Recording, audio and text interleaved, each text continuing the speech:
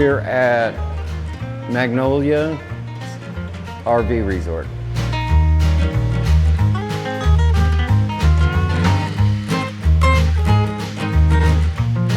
I'm here in Waco, and I've got a little art tip about doing bridges. Even though you're always trying to challenge yourself to paint something new, sometimes you've gone too far. And when I first started this bridge, it was a nightmare. Trying to figure out all the angles, and I mean, it was very difficult. I'm still working it. I have to wrestle it like a bear to the ground. You know, you get in here and you think, I'll just start splashing paint. And you think that's what an artist does. But in reality, I'm in here like this, doing every little square inch. My eyes as wide as I can, 6 cups of coffee. So you do have to be a little bit obsessive. I'm normally a lot real easy going, but the last couple of days I've been very serious. But when you're staring at this tiny little photo, you can't really tell everything. I mean, it's hard. Mostly I'm looking at the negative space. Here's a big triangle, here's a big triangle, here's a big triangle. Oh, there's another triangle. So I've been finally figured out if I just paint in the triangles, the rest will speak for itself. This bridge in particular, they just rebuilt it. It only opened 2 months ago, but it goes back. There's a picture online of it. You might want to look that up, Cam. And it used to be real ornate, but they just recently redid it. And I guess they have art shows and craft shows up here. It's a real big focal point for Waco. One thing I do, sometimes you get so into your head, all you can see is this in your mind. So after about 2 hours, which is the long extent of my attention span, I go and drive around, get some sunlight, come back. I try to forget about it for a minute. This is an art tip. Try to forget about it for a few minutes, 10, 15 minutes every couple hours. You come back fresh, even work on something else. This bridge, I've had to dive in for a couple days just to get it right. So it's been a real mental challenge for someone who's detail challenged like myself. But now it turns out maybe I'm not so detail challenged, am I right? Maybe I can push myself to new heights. It's 61. Maybe it's time to take it to the next level. Oh man, this thing is mentally challenging. What can I tell you? Why did I try to paint this? Figure this out. Okay, let me figure this out. I know this has got to be gray. Seems like it would be gray. I can only take one piece of it at a time. And I'm not kidding. This is frustrating, folks.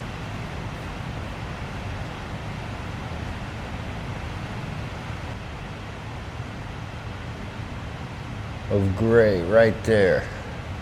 And this one comes down and dissects that. Then this comes over. Oh. Man, luckily that didn't take that long. I'm not complaining. Really, I'm not. Oh, brain fart. Okay.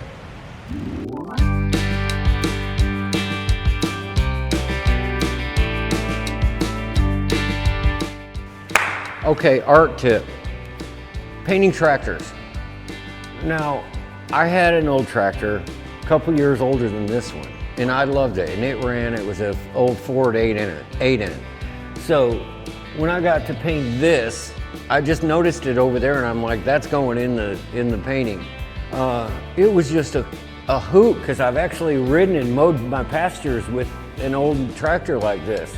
The reason I put tractors in a lot of these, or old machinery, old Texas windmills and stuff, is because the people that are coming in here, maybe they're old baby boomers or stuff, but they grew up with this stuff. So when they see it, they get excited.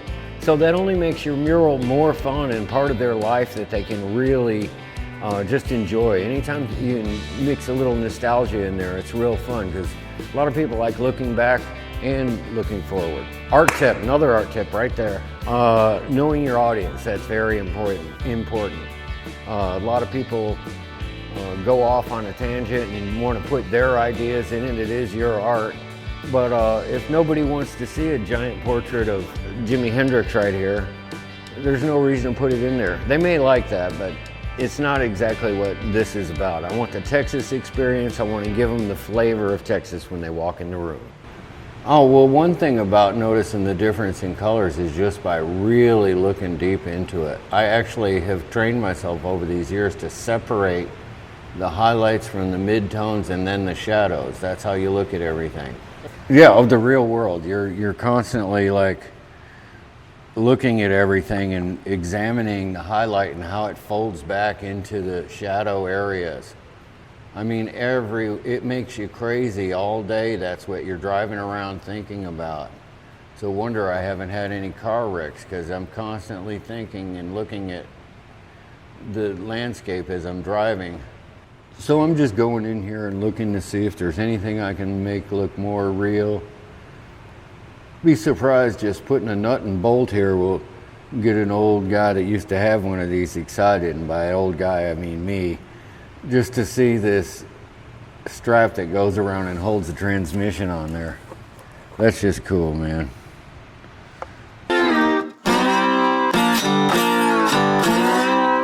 Yeah, the other day I was out here looking at this Airstream, and I noticed how cool it looks, like a mirror. Maybe that's the secret of those old Airstream trailers.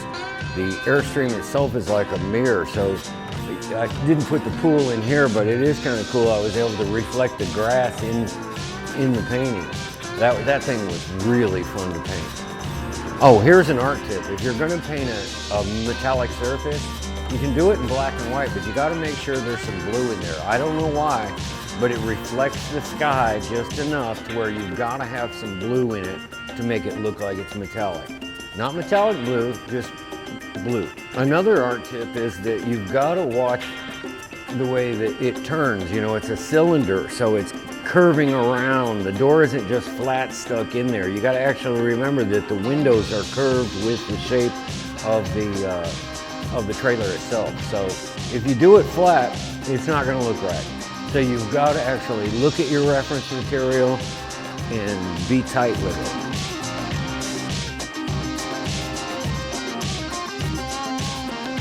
Now I've got some sky blue here. What I'm going to do is take this blue, mix it with some white, and just perfect my reflections on here. It's going to be kind of cool to see. Got to have my glasses, because details are all about your glasses.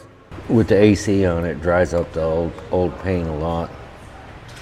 So you got to constantly pour more paint or it gets real sticky. The heat, it would dry out immediately. I mean, it's ridiculous how the heat affects it. I mean, it's like 105 degrees outside, so it's crazy how much the heat affects the paint. I'm starting out with some blue sky color and then working it into different shades all the way down to white. And this is almost white. A little highlight right in here at the horizon line. It's got a little bit of white.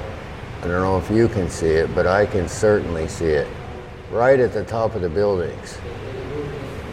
So you come in here like this and show the sun sort of peeking up. Well, I am actually painting it abstractly right now. I don't even remember, even though I'm looking at the photo, I'm looking in deep at how this is reflecting here and not necessarily at the details. It is more interesting if you just paint this abstract up close.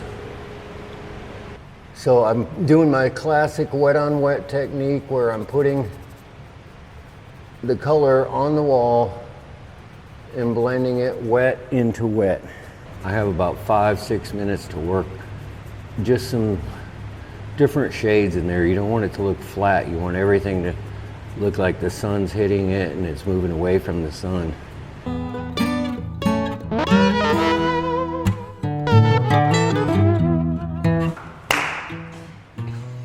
Okay, one great thing about having a scaffold is that you can get all your paints on top of here and just roll around. So you can have all your colors. I had about a dozen colors up here at once, painting everything, so I didn't have to climb off my ladder. Or sometimes we hold a little palette with 6 different slots in there, so on a ladder you can get maybe 6 to 8 colors, blends and stuff. But up here I had over a dozen colors to blend all at once, so that was nice. So always use a scaffold when the job permits it, or a lift truck. Outside we would have used a lift truck, but these are fantastic. You know, Michelangelo used scaffolds and laid on his back, and they say that isn't actually true, but it's a great visual to think that you're doing the seal and laying on your back. Actually, the paint drips in your eyes, so it's a real problem if you're laying on your back. And you can't really do it because you got to move around. The whole body's included in those brush strokes. So when you really just sit at the top of it and bend your neck until it's almost about to break. So I do have neck issues, but you know, fortunately, I've got salon paws and a masseuse on tour with me. Scaffolding's been everywhere. Now, I don't know if all the artists set them up themselves, but that's one thing. You got to also be a little bit strong to be able to set these scaffolds up.